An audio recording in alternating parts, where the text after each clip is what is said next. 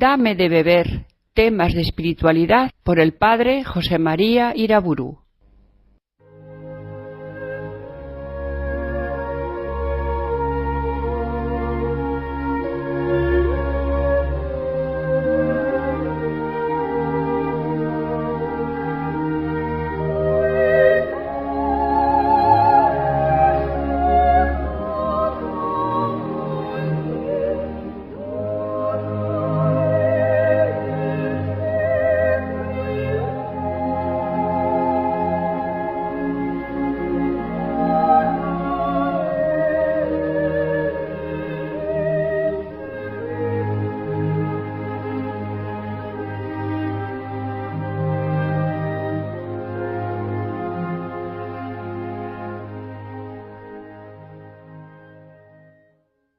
En el nombre del Padre, del Hijo y del Espíritu Santo. Al Espíritu Santo precisamente le pido ayuda para hablar en esta conferencia de la Santísima Virgen María. Y a ella también le pido su intercesión. Hay una antífona en la liturgia latina que dice Dignare me laudare te, Virgo Sacrata, que se traduce Concédeme, Virgen María, poder alabarte. En el marco de estas conferencias sobre la espiritualidad cristiana, no intentaré, por supuesto, hacer la síntesis de un pequeño tratado de Mariología. Más bien quiero hablar de el lugar que en la espiritualidad cristiana tiene la devoción a la Santa Madre de Cristo, Madre nuestra. No cabe duda que en la espiritualidad cristiana esta condición de María como Madre nuestra tiene una importancia decisiva. Por eso quiero partir de aquella escena conmovedora del Calvario. Jesús, en el momento máximo de su vida, es decir, próximo a la muerte, estando en la cruz, dijo a su madre: Mujer, he ahí a tu hijo. Y luego dijo al discípulo: He ahí a tu madre. Juan 19. Las palabras exactas que el evangelista nos refiere llaman a la Virgen María la Madre y a Juan el discípulo. Emplean pues artículos determinados que expresan a María y a Juan como representantes de una realidad trascendente y misteriosa. María es la nueva Eva, la madre de todos los vivientes. Y Juan, el discípulo en el Calvario, está representando a todos los discípulos de Jesús, a todos los que viven la vida divina en Cristo.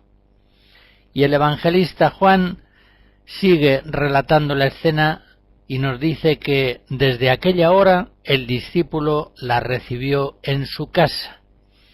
Si tradujéramos literalmente el texto griego, tendríamos que decir que el discípulo la acogió entre los bienes propios. Por tanto, la Santísima Virgen María, la Virgen Madre, pertenece a los bienes de gracia propios de todo discípulo de Jesucristo. El Concilio Vaticano II afirma que María es nuestra Madre en el orden de la gracia, Lumen Gentium 61. Y en el número siguiente precisa más esta afirmación y dice: esta maternidad de María en la economía de la gracia perdura sin cesar desde el momento del asentimiento que prestó fielmente en la Anunciación y que mantuvo sin vacilar al pie de la cruz hasta la consumación perpetua de todos los elegidos. Pues, asunta a los cielos, no ha dejado esta misión salvadora, sino que con su múltiple intercesión continúa obteniéndonos los dones de la salvación eterna. Con su amor materno cuida de los hermanos de su Hijo, que todavía peregrinan y se hallan en peligros y ansiedad, hasta que sean conducidos a la patria bienaventurada. Esta ha sido siempre la maravillosa doctrina de la Iglesia cuando habla de la Virgen María, la Madre de Cristo, la Madre nuestra. Es Madre nuestra ya en la Encarnación. Escuchen este texto precioso de San Pío X en la encíclica Ad Diem Illum del año 1904. En ella nos dice que en el casto seno de la Virgen, donde tomó Jesús carne mortal, adquirió también un cuerpo espiritual, formado por todos aquellos que debían creer en él.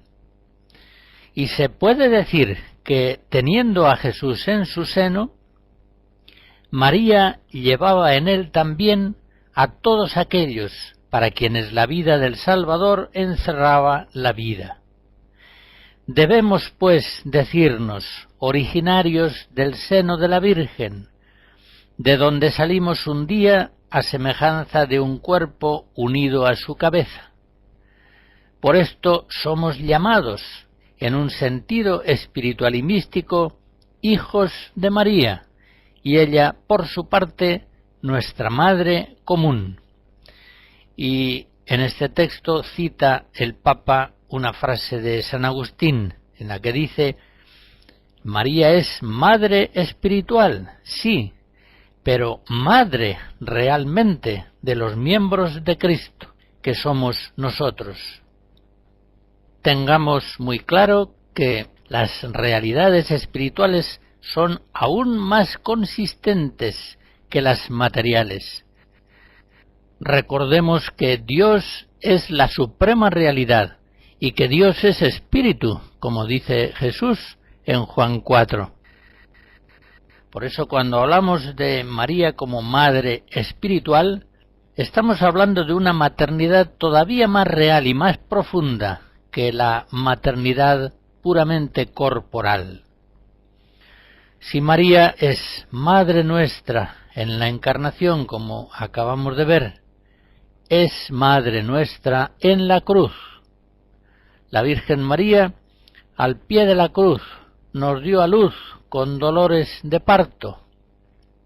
Pío XII, en la encíclica Auriatis Aquas de 1956, decía que ha sido voluntad de Dios que en la obra de la redención humana la Santísima Virgen María estuviese inseparablemente unida con Jesucristo, tanto que nuestra salvación es fruto de la caridad de Jesucristo y de sus padecimientos, a los cuales estaban íntimamente unidos el amor y los dolores de la Madre.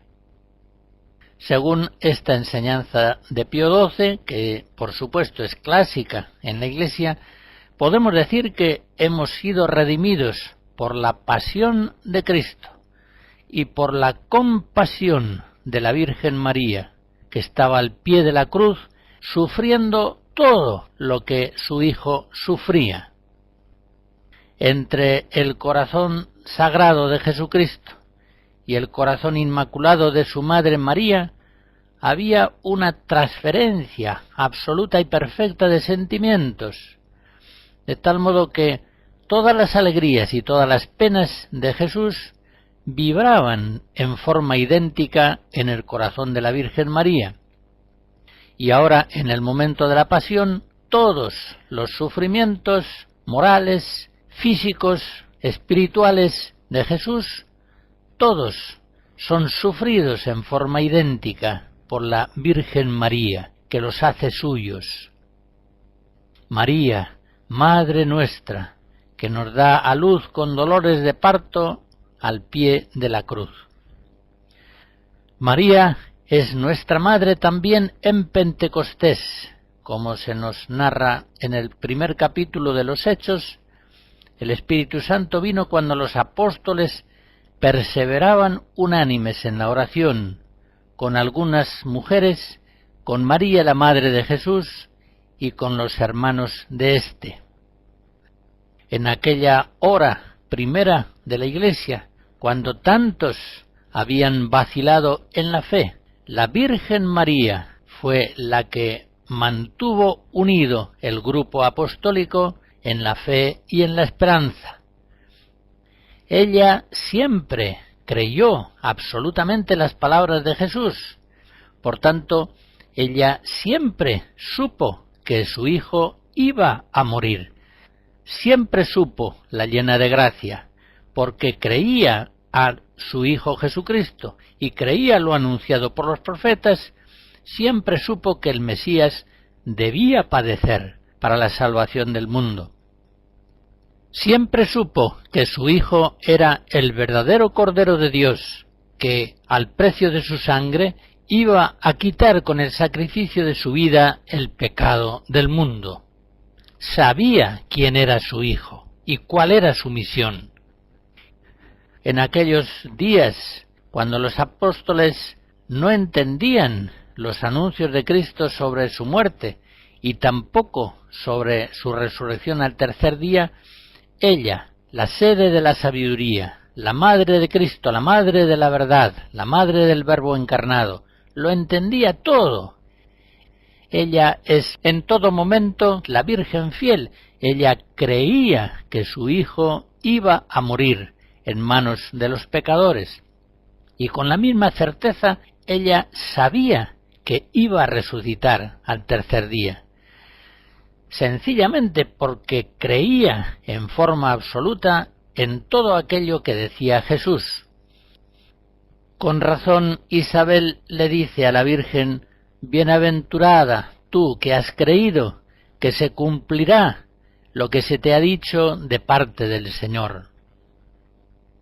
Pero volvamos al momento de Pentecostés.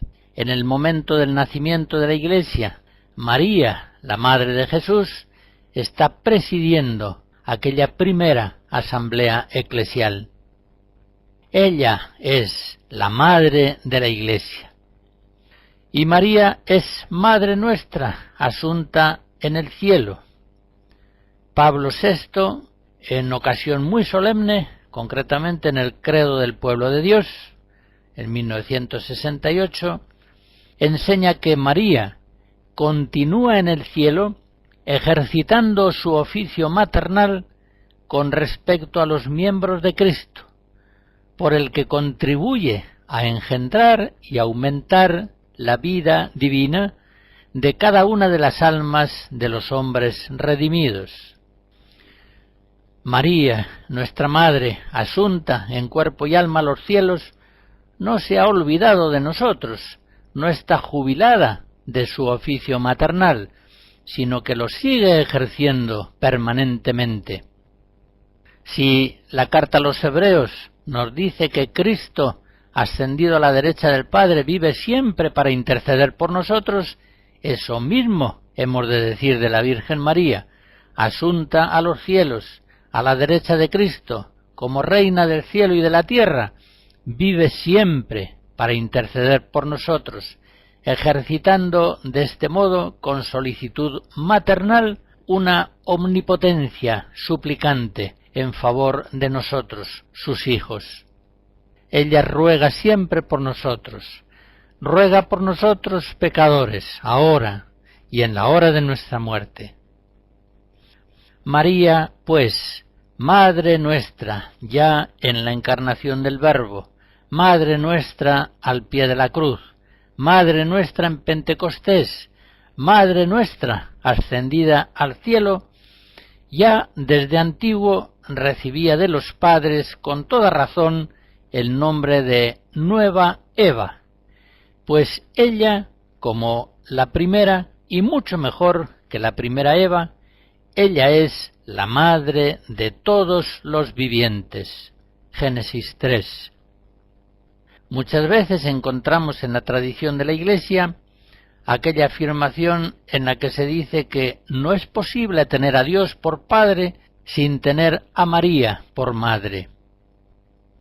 Grande fue, al finalizar la tercera etapa del Concilio Vaticano II, grande fue el gozo del pueblo cristiano cuando Pablo VI solemnemente proclamó a María como Madre de la Iglesia, es decir, Madre de todo el pueblo de Dios, tanto de los fieles como de los pastores.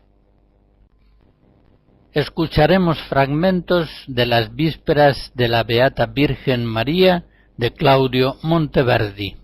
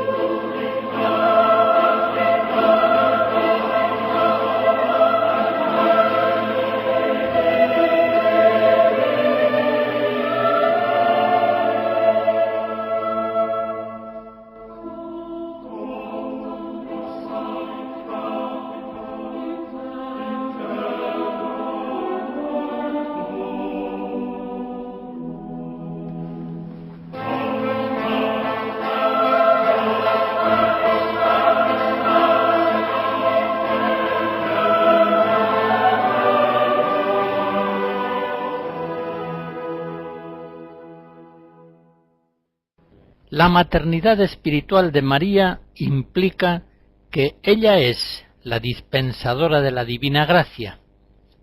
Como dice el concilio en la Lumen Gentium 60, Jesucristo ciertamente es el único mediador, pero María, con todo fundamento, es invocada en la Iglesia con los títulos de abogada, auxiliadora, socorro, mediadora. Y sigue diciendo el concilio, la mediación única del Redentor no excluye, sino que suscita en las criaturas diversas clases de cooperación, participada de la única fuente. La Iglesia, pues, no duda en confesar esta función subordinada de María, la experimenta continuamente y la recomienda a la piedad de los fieles, para que, apoyados en esta protección maternal, se unan con mayor intimidad al Mediador y Salvador. Lumen Gentium 62. Esta doctrina tiene también una tradición larga en la Iglesia. Me van a permitir que lea unos cuantos documentos sumamente elocuentes al respecto. Todos ellos ven a María como Madre de la Divina Gracia, como administradora, como dispensadora de las gracias de su Hijo Jesucristo. Ya en el año 1748, en la bula Gloriose Domine, el Papa Benedicto XIV dice que la Virgen es como un río celestial, por el que descienden las corrientes de todos los dones de las gracias a los corazones de los mortales. León XIII, en una forma aún más explícita, en una carta apostólica de 1891, Optime Quidem, enseña que nada en absoluto de aquel inmenso tesoro de todas las gracias que consiguió el Señor, nada se nos da a nosotros sino por María, pues así lo quiso Dios. San Pío X, en 1904, en la encíclica que ya he citado, Ad Diem Illum, dice que María junto a la cruz mereció ser la dispensadora de todos los tesoros que Jesús nos conquistó con su muerte y con su sangre. La fuente, por tanto, es Jesucristo, pero María, como bien señala San Bernardo, es el acueducto. No quiero cansar a mis oyentes con más citas, pero sí puedo asegurarles que esa enseñanza del magisterio de la Iglesia ha venido a ser muy frecuente en los papas posteriores, de tal modo que podemos considerar esa verdad, María, distribuidora de todas las gracias de Cristo, como perteneciente al magisterio ordinario de la Iglesia. Pablo VI confesaba en una encíclica de 1965, Mense Maio, que el Señor hizo a María administradora y dispensadora generosa de los tesoros de su misericordia. Ya ven, pues, ustedes que se trata de una doctrina consolidada en la tradición de la Iglesia en los últimos siglos. María, Madre de la Divina Gracia, dispensadora de todas las gracias ganadas por Cristo.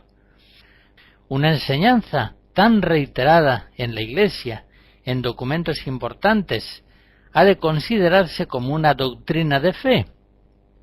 Ciertamente, María es para todos los hombres la dispensadora de todas las gracias. Juan Pablo II, en la Redemptoris Mater, comentando la intercesión de María en las bodas de Caná, destaca la solicitud de María por los hombres, el ir a su encuentro en toda la gama de sus necesidades, como lo hizo en Caná de Galilea, cuando dijo: no tienen vino. Se da una mediación, dice el Papa. María se pone entre su Hijo y los hombres en la realidad de sus privaciones, indigencias y sufrimientos. Se pone en medio, o sea, hace de mediadora, no como una persona extraña, sino en su papel de madre, consciente de que, como tal, puede, más bien tiene derecho de, hacer presente al Hijo las necesidades de los hombres. Su mediación, por lo tanto, tiene un carácter de intercesión. María intercede por los hombres. Hasta aquí el texto de la Redemptoris Mater.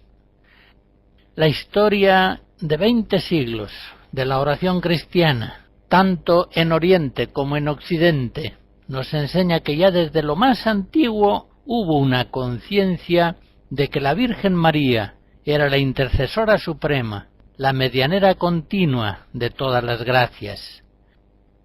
Por ejemplo, aquella oración, la más antigua de las oraciones a la Virgen universalizadas en la Iglesia: bajo tu amparo nos acogemos, Santa Madre de Dios, ya está poniendo de relieve esta confianza de los hijos en la intercesión solícita y protectora de la Madre.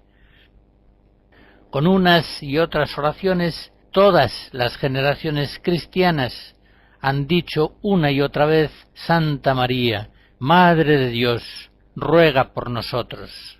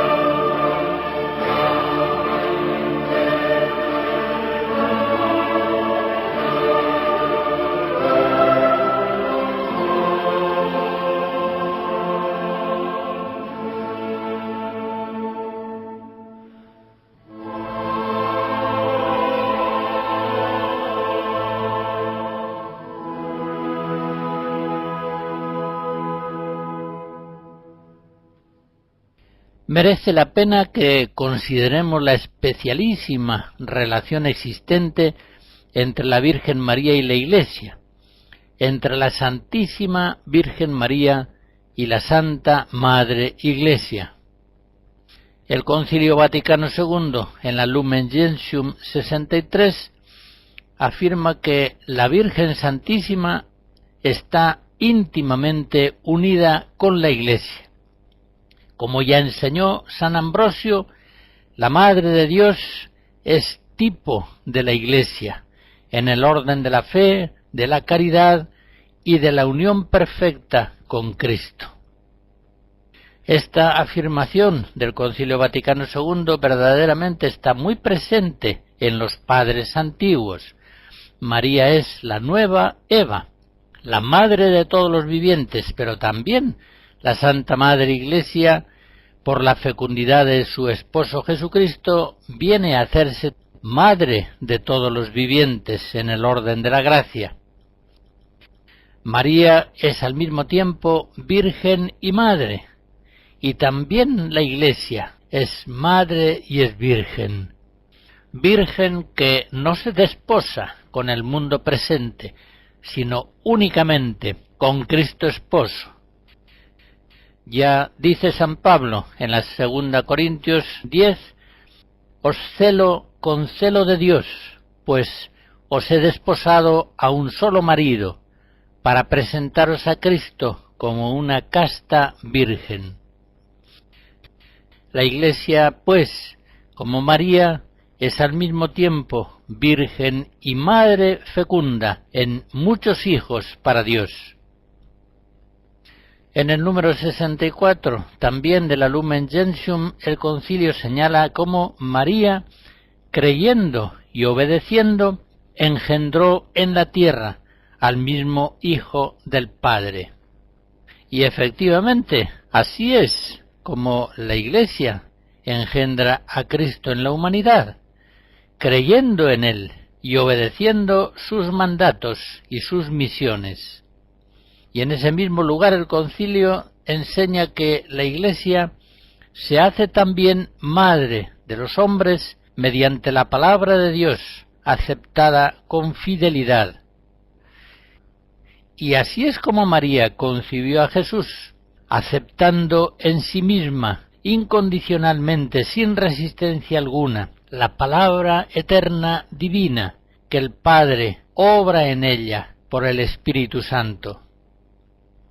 La Iglesia esposa y madre es como la Virgen María, una Virgen fiel que guarda con pureza e integridad la fe prometida al esposo, y que, a imitación de la Madre de Cristo, por obra del Espíritu Santo, conserva virginalmente una fe íntegra, una esperanza firme y una caridad sincera.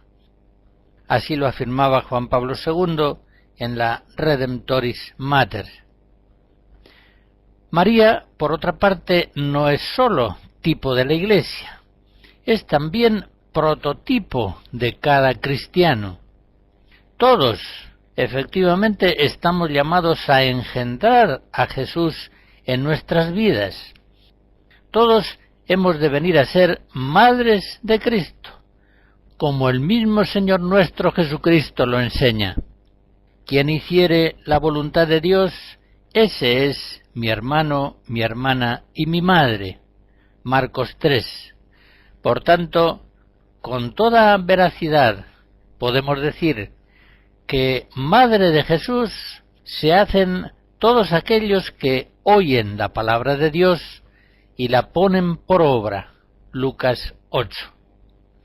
Este es un tema precioso que en los autores espirituales ha tenido una larga y bellísima tradición. Les recuerdo un texto de Isaac de Stella, de origen inglés, abad cisterciense del monasterio francés de Stella, en el siglo XII. Dice así: se considera con razón a cada alma fiel como esposa del Verbo de Dios, como madre de Cristo, hija y hermana Virgen y Madre fecunda. Todo lo cual la misma sabiduría de Dios, que es el Verbo del Padre, lo dice universalmente de la Iglesia, especialmente de María y singularmente de cada una de las almas fieles. Hasta aquí el beato Isaac. Así es verdaderamente la maravilla de la gracia. La Virgen Santísima es la Madre del Verbo encarnado.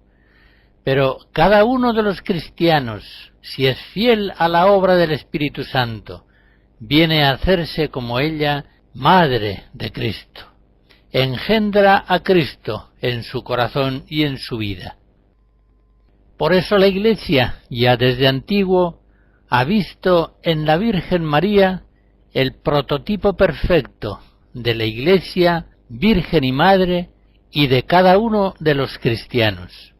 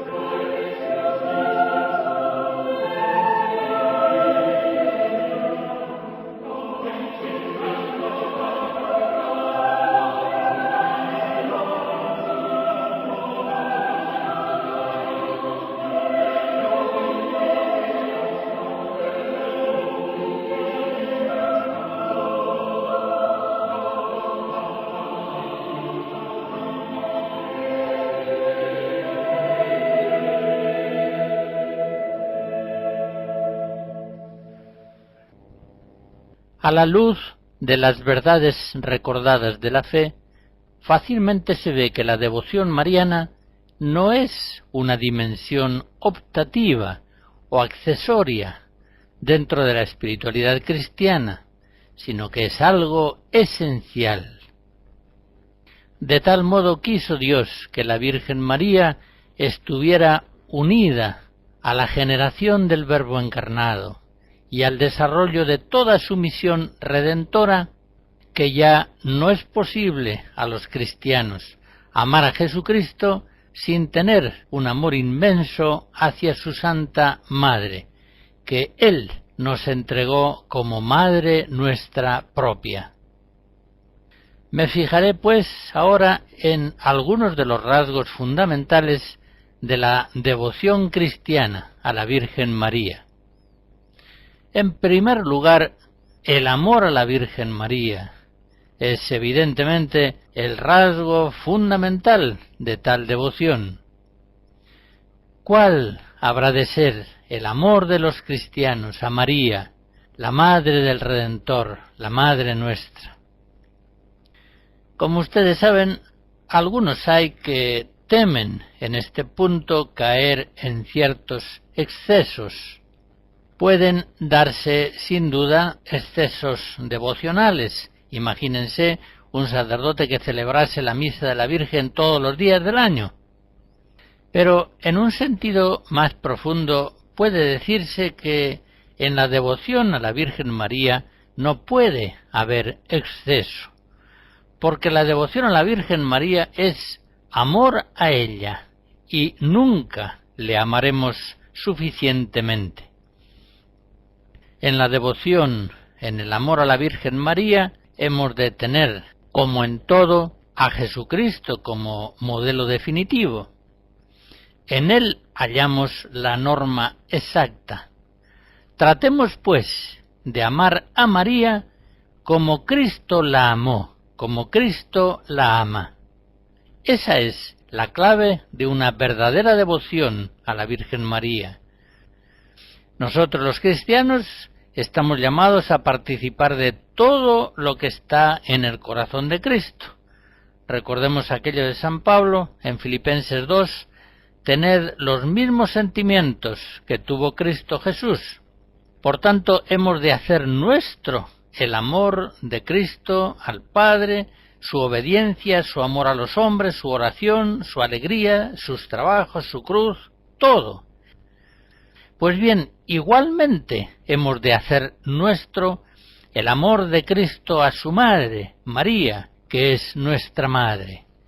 Ese es el verdadero límite de nuestro amor a la Virgen, que no debemos sobrepasar. Ya se entiende, por tanto, que no hay peligro alguno de exceso en nuestro amor a la Virgen. Nunca le amaremos más que lo que le ama Jesucristo. Como antes decía, puede haber manifestaciones devocionales hacia la Virgen María que sean inconvenientes, que sean excesivas, pero tal peligro viene a ser superado fácilmente por los cristianos cuando en la piedad mariana se atienen a la norma universal de la liturgia y a aquellas devociones populares aconsejadas por la Iglesia y consagradas por la tradición católica.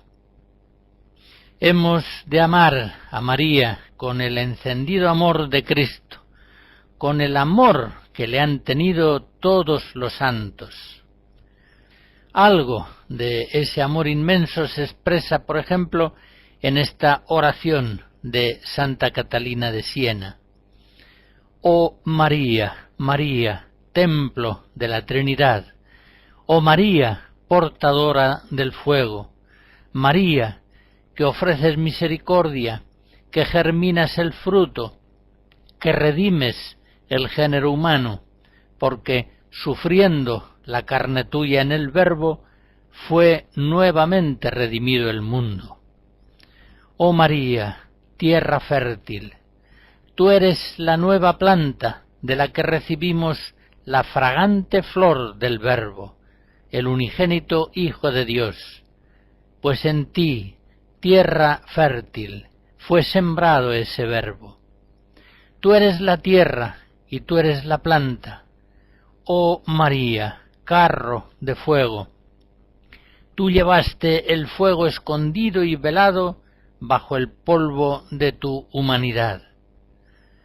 Oh María, vaso de humildad, en el que está y arde la luz del verdadero conocimiento con que te elevaste sobre ti misma, y por eso agradaste al Padre Eterno, y te raptó y llevó así, amándote con singular amor. Oh María, dulcísimo amor mío, en ti está escrito el Verbo del que recibimos la doctrina de la vida. Oh María, bendita tú entre las mujeres por los siglos de los siglos.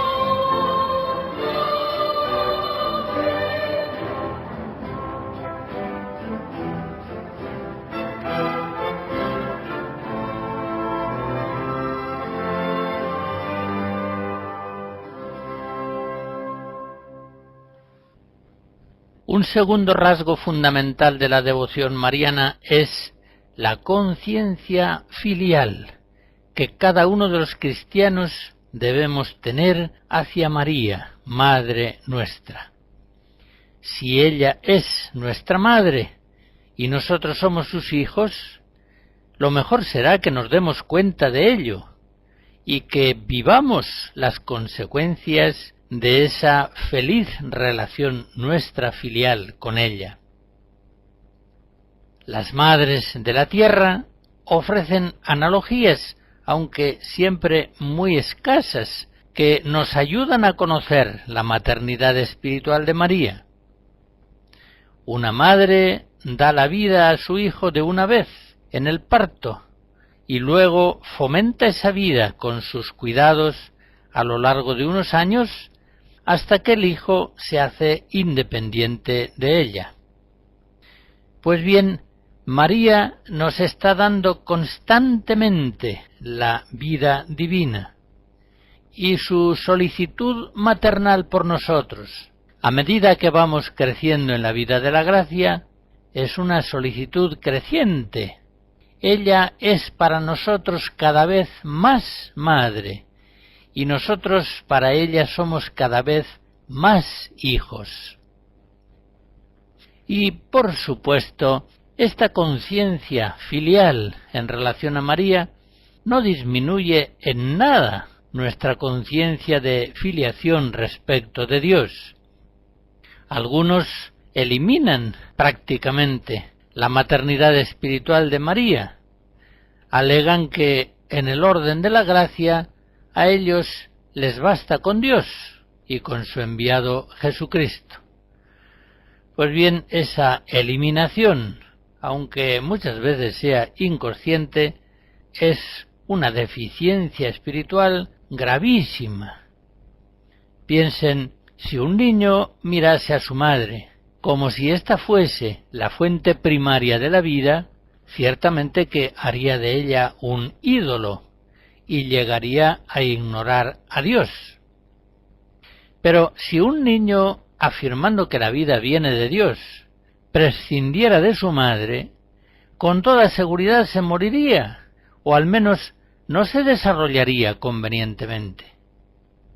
Pues bien, Dios ha querido que María fuera para nosotros la madre de la divina gracia, y nosotros en esto, como en todo, debemos tomar las cosas como son, en su verdad, como Dios las ha querido, como Dios las ha hecho.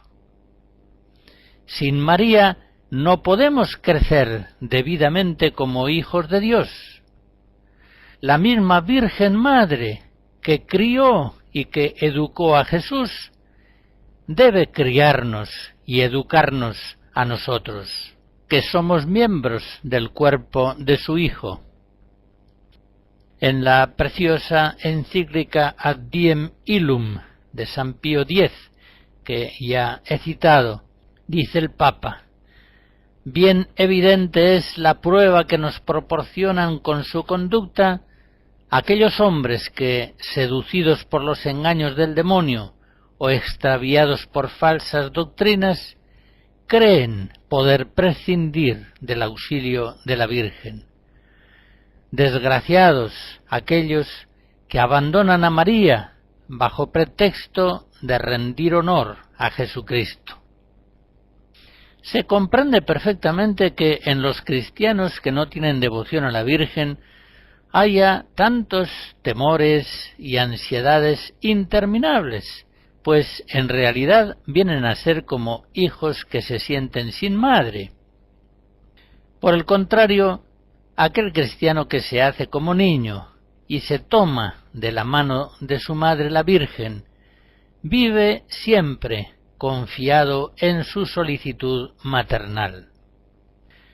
La más antigua oración conocida a María, al menos de las oraciones a María que se universalizaron en la Iglesia, expresa ya esa confianza filial ilimitada. Bajo tu amparo nos acogemos, Santa Madre de Dios, Virgen gloriosa y bendita.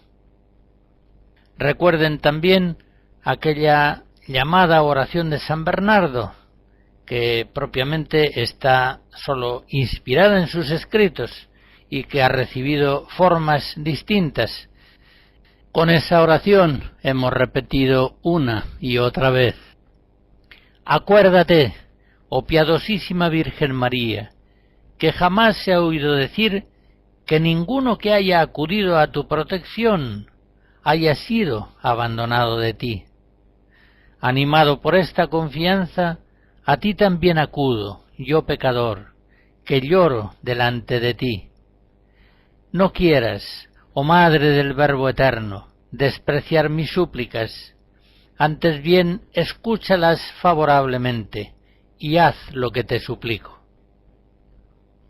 Esa confianza ilimitada que los cristianos debemos tener hacia la Virgen Madre ha inspirado a lo largo de la historia de la Iglesia muchas y preciosas oraciones, leyendas, anécdotas en las vidas de los santos.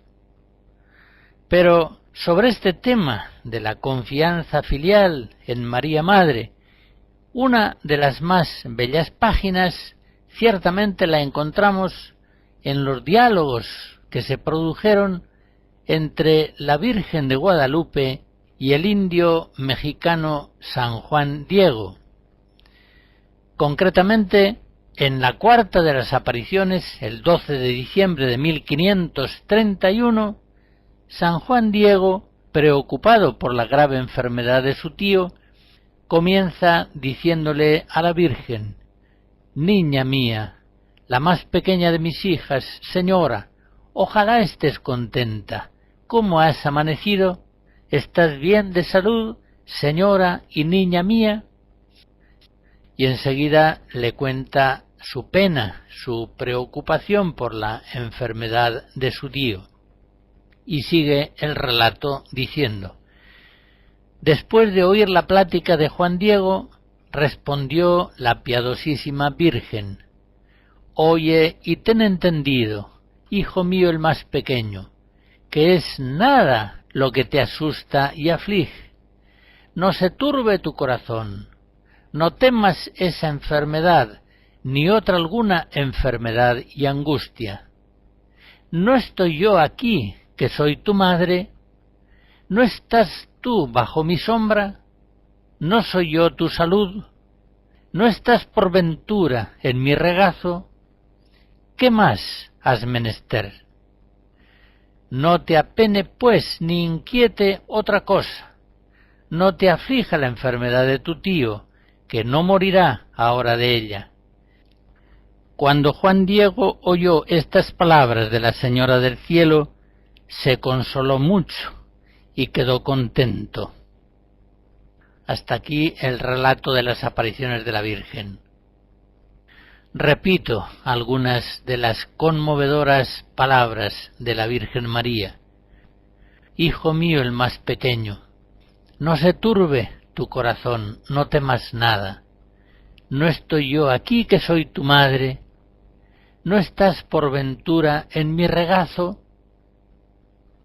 Con esas palabras de la Virgen María a San Juan Diego se está expresando la verdadera relación que la Virgen María tiene con cada uno de los cristianos. Ella es nuestra Madre bondadosa y solícita, que cuida siempre de nosotros, que siempre intercede por nosotros. Y nosotros somos sus hijos, que, alejando de nuestros corazones toda ansiedad, debemos abandonarnos confiadamente en el amor maternal que la Virgen María tiene por nosotros, sus hijos, los discípulos de su Hijo.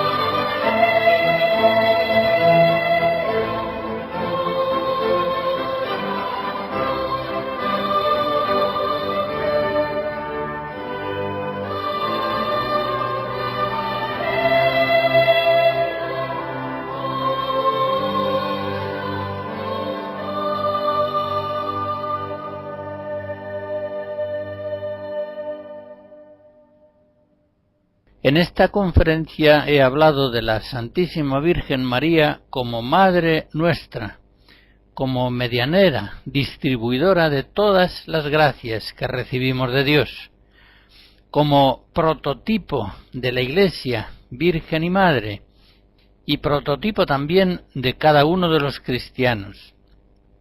He hablado también de la devoción a la Virgen María, en primer lugar, del amor que le debemos, y en segundo lugar, de la conciencia filial que hacia ella debemos vivir, pues nuestro Señor Jesucristo quiso que recibiéramos a su propia Madre como Madre nuestra espiritual. Con el favor de Dios continuaré examinando el lugar principal de la Virgen María en la espiritualidad cristiana en la próxima conferencia.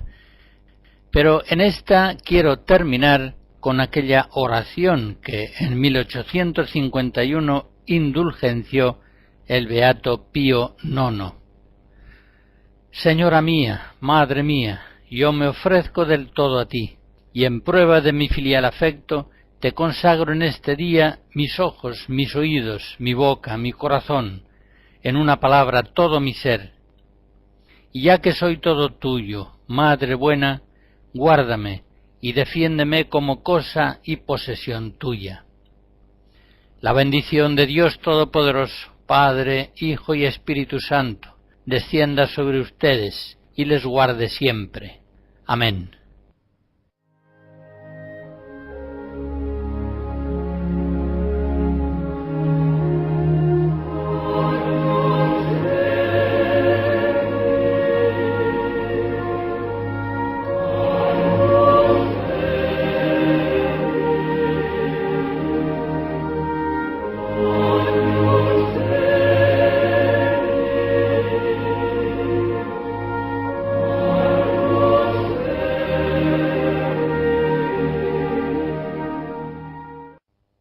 Hemos escuchado Dame de beber, temas de espiritualidad por el padre José María Iraburu.